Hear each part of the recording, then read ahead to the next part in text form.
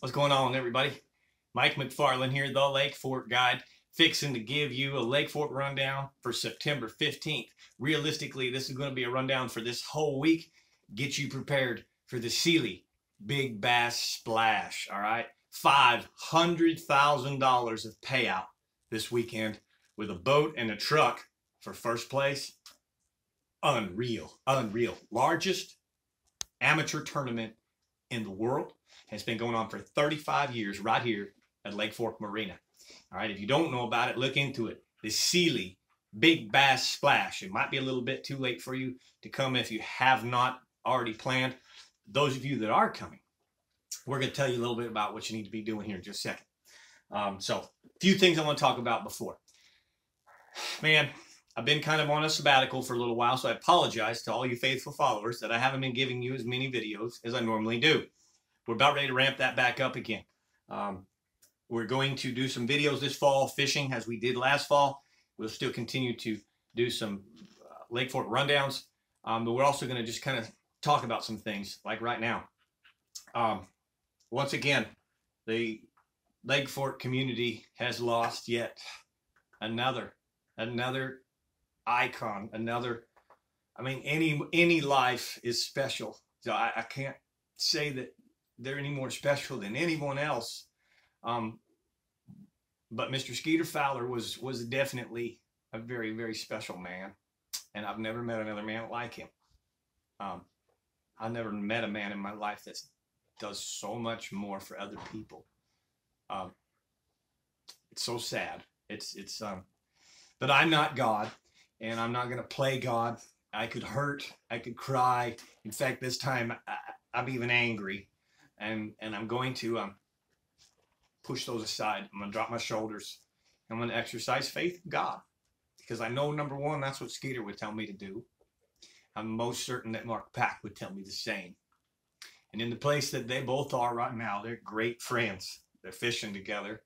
They both would not want to come back home after what they've seen and where they are. So, appreciate you letting me get that off my chest. It's been hard on the whole world. And we have more to come. So, faith is the only way through this mess. All right. Second, I apologize about the torn up corner. It's going to be this way for a little while. I made a mistake. I can build houses, I can frame, I can do all kinds of things, especially cosmetically, but I don't do electric and I don't do anything plumbing. Well, it's not a big electric job here, but it's big enough. I'm running some 220 and 110 and lights and fixtures and blah, blah, blah. And an electrician is over 1 month out. If I would have known that, I would have booked him back in July for this event. But basically the corner's tore up. I can't drywall and finish this until the electrician comes. Then the AC and heat come.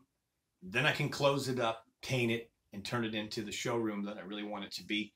So bear with me, being funny lighting and the backdrops kind of aren't all right. And there's still skeleton frames, 2x4s everywhere. It's neat, it's clean, because that's who I am, very organized person. But it ain't finished. So it's going to be that while. I'm going to be that way for a little bit. All right, so thank you for that. Thank you for sticking in there, the faithful followers. Let's talk about the lake. Okay, my red pen died on me, so I had to go to the black, and in fact, I may just go that way. It seems to pop out better. But let's talk water temperatures. We finally are having some north winds and some cool nights, and that is the turn of the seasons. As soon as those north winds blow and the cool air comes, the lake begins to drop. In less than just a week or two, we have literally come down 10 degrees. We were in the upper 80s, lower 90s. We're now in the lower 80s, lower 80s, upper 70s. 78 to 82 seems to be the parameter. Depends on where you're at. You can find cooler water and you can find a little bit warmer water. But generally so far this week, 82, 83 max, 78, 77 is the low in some of the backwaters. Clarity, 0 to 1 foot. I'm going to talk to you a little bit more about that. The clarity right now, because September is a transitional month. The lake is turned over in some places and not in others.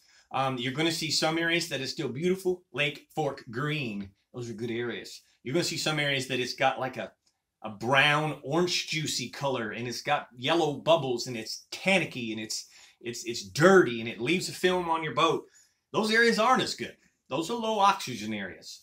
Those yellow bubbles and all that junk are methane gases that have released from the bottom and come up.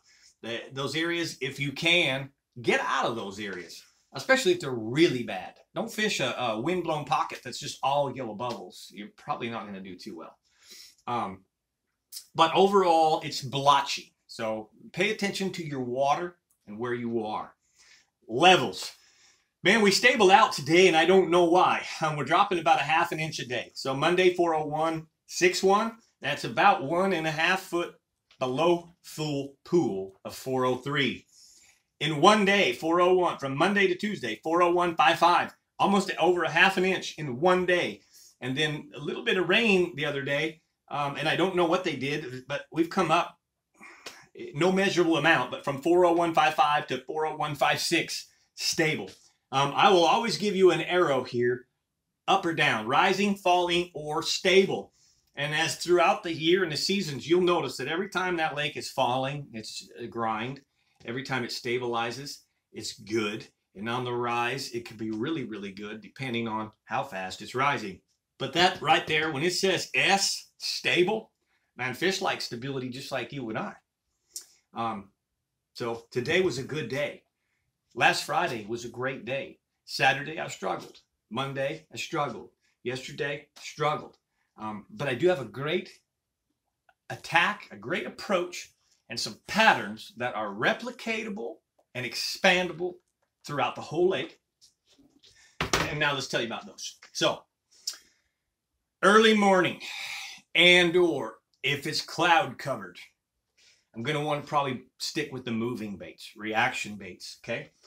My most favorite reaction bait in the fall for the unders, not the big fish, but the unders, is called a Got 5 spinnerbait from Santone Lures. All right?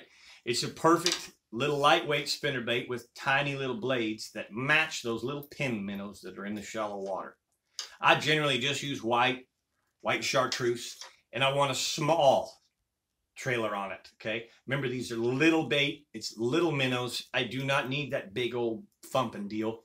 I want to target the small 2.5 pound bass. I'm looking for a 15 and 7/8 inch fish that's going to weigh 2.9 pounds and win me the hourly money, okay? An under 16 inches, not over 16 inches, under, okay? That Got 5, Santone Got 5 spinnerbait will catch those fish, all right? It's going to catch you the better ones. I throw it on 20-pound test just because here's the deal.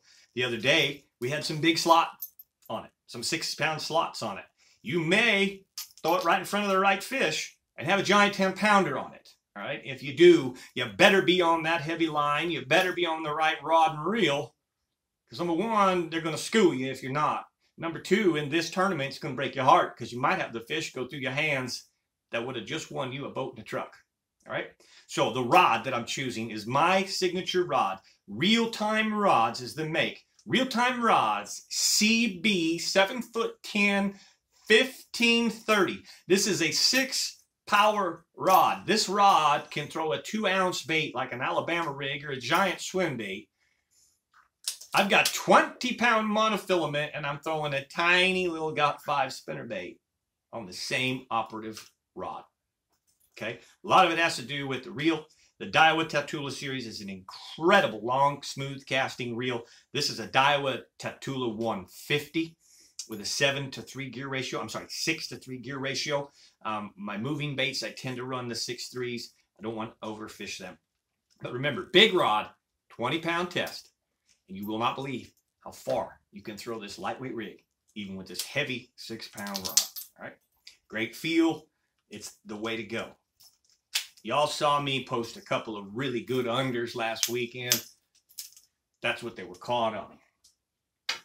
Secondary moving bait. And it's the only 2 moving baits that I'm pretty much going to stick to. I might add a buzz bait, okay? If it's rainy or really overcast, I'm likely to add a buzz bait because the buzz bait in the fall is also hard to beat. The buzz bait that I would choose to throw would be small bladed, not big blades, small blades. All right. So, but let's go ahead to number 2. This is definitely a bait you're going to need to throw. and it's an underspin, okay? This is an owner underspin. I thought that I had one out here to show you what the package looks like, and I think I do. Got them right up here. The owner underspin. This was a 3/0 3/16 owner underspin.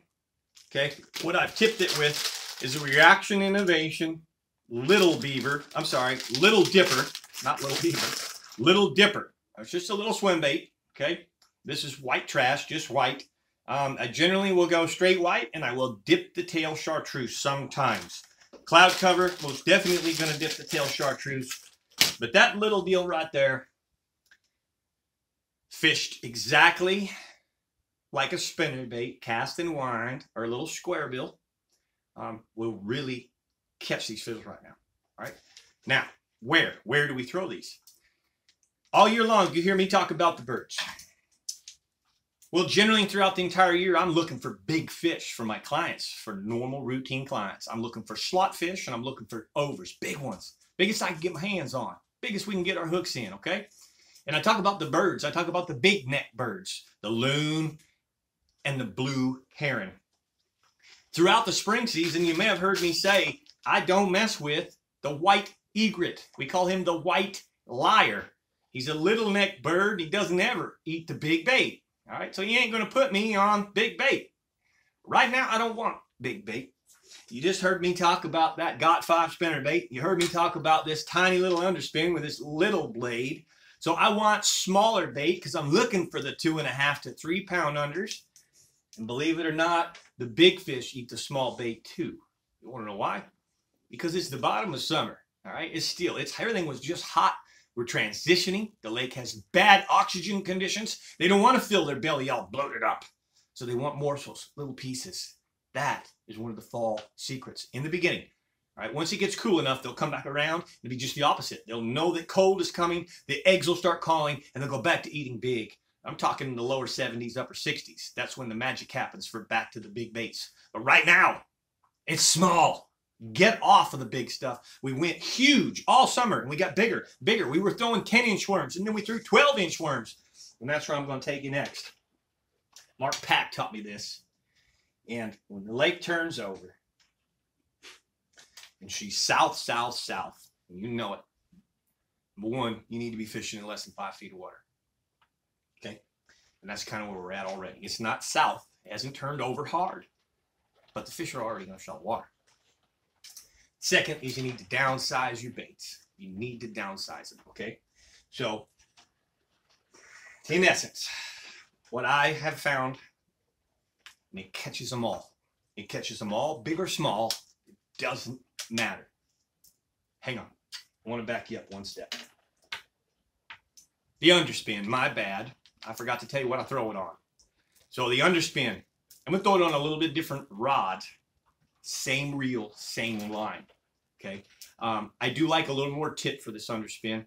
And it's really about the same weight as the spinner bait. But I just fish it just enough different that I've changed the rod. I've gone down to a MB 7.3 1020. It has a little more tip. And it just lets me fire this a little more accurate. It lets me pitch and flip it as well. Because a lot of times this is weedless.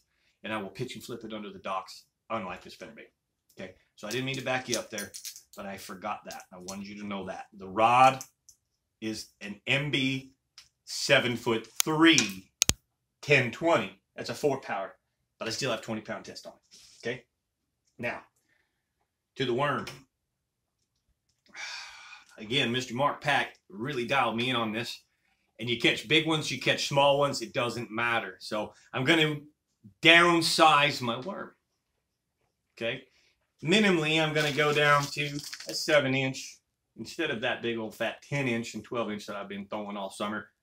I've found that I can go down to the 8.5, what's in my hand here, and it works really well too. But downsizing that worm, going really light, all right, 1/8 ounce, 1/4 ounce, 3/8 max, okay? That's where you really want to be. Is lighter is better. The rod, MB 7'3", 1020 with 15-pound fluorocarbon. I'm going to go throw this worm around every little shallow bit of cover, grass, junk, stumps, duckweed, pepper grass, anything I can find less than 5 feet. As I'm throwing that worm and covering water, when I see the little bait flicker, I slow down. I power pull down. I put a mentality in my mind that that bait is there and the wolves are watching. The bass are watching. And I back up and I stay with that bait for 5, 10, 15 minutes. So another strategy now, listen to me. You could be throwing that spinnerbait a little bit and you've noted where there's a few patches of small bait. Come back to that small bait with the worms, all right? Your 3 best colors are plum, blue fleck, red shat, or anything that's got red in it. There's always red in the fall. Red, red, red. Make sure you got something red in those worms, okay? That's why red shad is a great color. All right, I think I've told you where. Shallow, shallow, shallow. Less than 5 feet, okay? A couple more quick tips. Remember this. There are still some big fish deep, by the way. And on the big fish holes now, I'm just strictly throwing 2 things. My football jig, which I never put down all year long. And then I'm throwing a wobblehead with a big worm still like I would back in July and August. The bites are few and far between. You may still grab a big fish doing that, but I wanted to add that to you. Strategy now, though. We're in the shallow water. We are trying to catch these unders. I always talk about wind. Use the wind. Wind is your friend. Wind is your friend. Wind is your friend. Wind will blow bait up into areas and bass take advantage of that. Well, these pin minnows and these small shad that we are fishing right now are so small that they can't handle any wind. They don't like it. And it's not that the big shad like the wind. They just get caught up in it and get blown into banks and blown into channel swings and things like that. What I really noticed the last few days is that when they say wind is your friend, you don't always have to use where it's blowing. So right now, those little pin minnows and all that, they're sheltering. So for example, today, maybe they're in this 50-yard stretch, and tomorrow the wind's blowing too hard in that area, and they moved around into the other side where it's a little less windy, if that makes any sense. They're so small that they're going to kind of evade into a little more of those calmer areas. So again, watch the bird. The white egret will tell you where to be, okay? Downsize your baits. Slow down in some areas. Remember, there's over 3,000 anglers in this. Once you get an area, don't leave it. Take it, comb it out. Take it for all it'll give you. What's a comb do when you run through your hair? It combs it all out. So comb it out, back and forth, back and forth. You know, you flip your worm under a dock and the fish goes and takes off with it. Guess what? You know what that means? There's more under that dock. Don't leave. Don't keep going. I see that happen all the time. I see a guy catch a fish on a corner of a dock, lands it, tosses it back, and trolling motors past the dock to the next dock. Man, there's more fish on that dock. And then what about the in-betweens? In between the docks, you have targets like stumps, lay down logs, and grass patches. Okay? I'm a little bit redundant now because I know we've talked about this before. But guys, that's the gist. All right? Lots of boats out there, man. I really ask with what's going on, especially in our world right now, number one, that you take care of yourself and be healthy. If you're not healthy, don't be out there. If you think you're beginning to be sick, get home. Get to the doctor. Make sure you don't have COVID, because it's going to kill you if you do. If you are sick and you stay out there and you go fishing, shot or no shot, you're asking for it. This thing turns into pneumonia. You've got problems.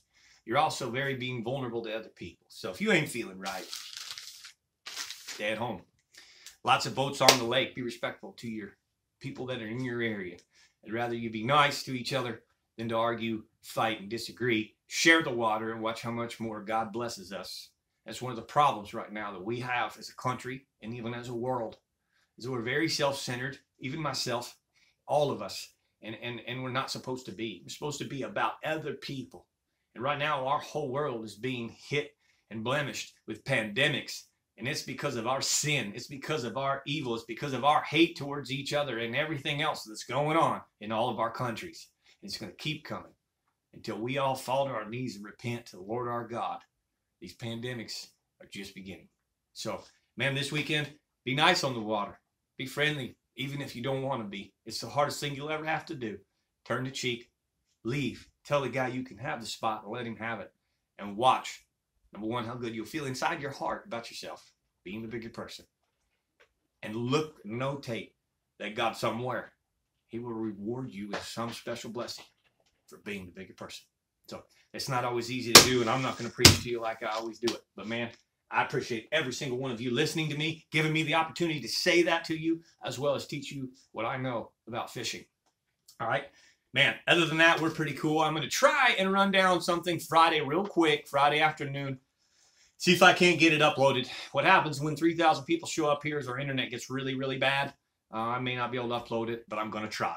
So, again, appreciate you all watching. If you've enjoyed this, give me the thumbs up. Comment below. Tell me what you think. Ask questions if you need to.